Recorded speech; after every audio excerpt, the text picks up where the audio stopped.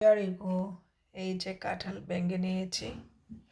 কাঁঠালটা ভাঙার পরে মাশাল্লাহ এতগুলা হয়েছে। বাট কাঁঠাল তো আমি খাই না, আমি জানি না এটার টেস্ট কীরকম।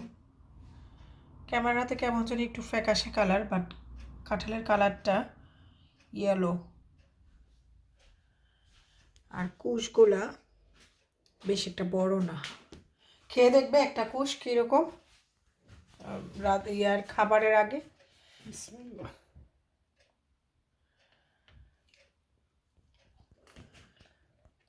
কীরকম?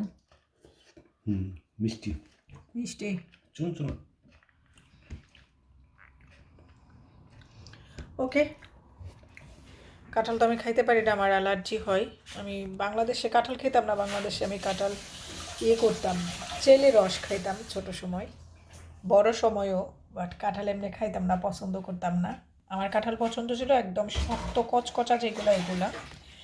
আর ইতালিতে মিলানো থেকে কয়েকবার কাঁঠাল কিনে এনে খাইছি, ওইগুলোতে আমার কোনো অ্যালার্জি হইতো না, ইচি হইতো না। বাট এখন ইংল্যান্ডে এসে কাঁঠাল খেলে আমার অনেক ইচি হয়, চুলকানি হয় গলার ভিতরে, মুখে, কানে।